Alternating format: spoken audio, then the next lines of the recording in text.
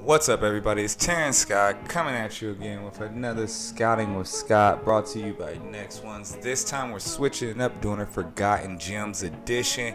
In other words, we're going to be looking at an NBA legend, college great, and local great in his own high school area as well. But his career didn't end up having what it should have due to some incidents and injuries. So with all that being said, we're going to be looking at Seattle's own out of Garfield High, Brandon Roy. He graduated from there in 2002, went off to play 4 years at the University of Washington, where he had a highly successful career. Over each year he got better. His freshman year he averaged 6 points, and in his sophomore and junior year he both averaged around 13. And then when he finally got his own opportunity is when it was his senior year, when Nate Robinson, his former backcourt member, went off to the NBA, allowing him to shine his senior year. That's when he won the Pac-10 Player of the Year. At the time it was the Pac-10. At the time he won the Player of the Year, led them to the Sweet 16, and now they're back and coming off of consecutive years making it to the tournament. He averaged 20 points that year, 4.1 assists, and you can see he averaged 5.6 rebounds. That transitioned him into being able to show his game, and then that allowed him to get drafted by the Minnesota Timberwolves in 2006. And then on that same night he was traded for Randy Foye, but overall he was still the number 6 overall pick in the 2006 NBA draft. He ends up having a fantastic rookie year. He did miss some games, though. I want to say he missed about 20 games his rookie year. So the injury bug always was a concern for him. But it didn't stop him from being named Rookie of the Year. He was the Western Conference Rookie of the Month in January, February, and March. So he ended up finishing the season around 16.8 points per game, 4.4 rebounds, and then 4 assists per game. And he played in 57 games. It was the following season when Roy was really starting to show that he was a special player. Let's keep in mind, though, he was a 4-year prospect, so it's not surprising that he hit the scene running, since he already was a little bit older than most prospects come in. So Roy played his second sophomore season and earned a spot in the All-Star game as a sophomore. He did tweak his ankle before the game, so once again, injuries always did play a part in Roy's career. But he did play in that All-Star game, and then the injury did affect his play later on. The next season, he had cartilage removed from his knee.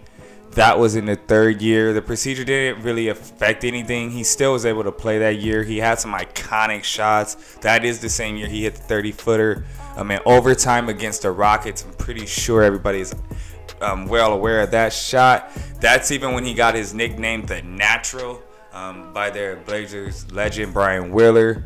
He averaged 26.7 points in that series. And then here you can see his NBA stats as well. Like I said, his rookie year he averaged 16.8, 4 assists, and then 4.4 rebounds. But it was in 2010 when the cartilage in his knees, the lack of cartilage in his knees, started to catch up to him, and it started to really affect his play. He was ruled out indefinitely with arthroscopic knee surgery in both knees in January 2011. As you can imagine, anybody getting arthroscopic knee surgery on one knee is a serious injury, let alone having it on both of your knees. So this was something that really was a challenge for Roy.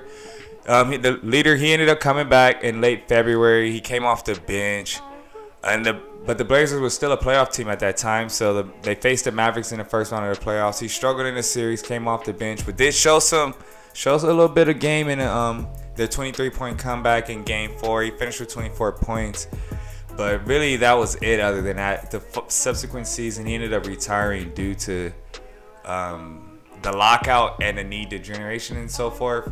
He attempted to come back in 2012 and 13 for the Minnesota Timberwolves, but then only played 5 games before requiring season-ending knee surgery, and then he just retired after that.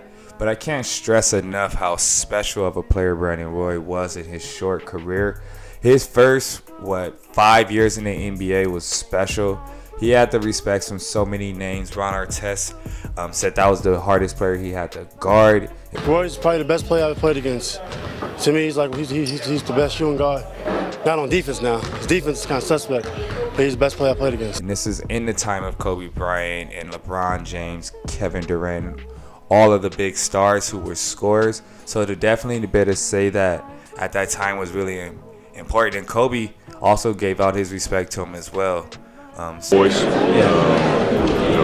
high IQ basketball player, understands his size, understands his pace and tempo. I mean, he's ahead of his time. So anytime you can get the Mamba stamp of approval, that's something to say. But overall, now what Brandon Roy is doing in the second phase of his life, he returned back to Seattle, won 2 state titles as a head coach. I want to say he coached at Nathan Hale High School, and then which had Michael Porter Jr. Let's mind you, he ended up going back to coach in high school and coach Michael Porter Jr., who is now currently playing for the Denver Nuggets. So obviously he was a highly skilled high school coach to better coach players of that level. He was awarded the Naismith High School Coach of the Year in 2017 as well. And now he's coaching his alma mater at Garfield. And they won a state title in 2018 as well, going 28-1. And then he took off in 2019, but he is returning this summer. This year in 2020 to coach the team again. So it's just nothing but respect for a man who stuck around to the game after everything that happened with his career. So to be able to still give his basketball mind and knowledge and everything that he was able to give to the game and pass it on to the kids in the later generation is really something. Kobe called him the toughest player to guard in the West, and that's nothing to scoff at. So for him to be able to share that experiences and what he knows about the game and give it to kids is nothing but respect. And as you can see, he's a top level coach, teaching kids the game. And on top of it, to even spin it in a different scenario, he's a great man. He did shield some kids in Los Angeles a few years ago during a shootout where he got shot in the leg. Everything was fine. It was a non-life-threatening injury, but it just shows the type of man he was to protect some kids in a dangerous situation and make sure nothing happened to them. So to wrap it all up, though, Brandon Roy was a 3-time NBA All-Star from 2008 to 2010. He was an All-NBA second-team selection in 2009, All-NBA third-team selection in 2010, Rookie of the Year in 2007, All-First-Team Rookie of the Year in 2007, Consensus All-American in 2017 when he was a senior in college, Pac-12 Player of the Year his senior year, first team obviously that same year. And then at the same time, the Washington Huskies did the right thing by retiring the number 3 in the Raptors, giving Brandon Roy the true respect he deserves.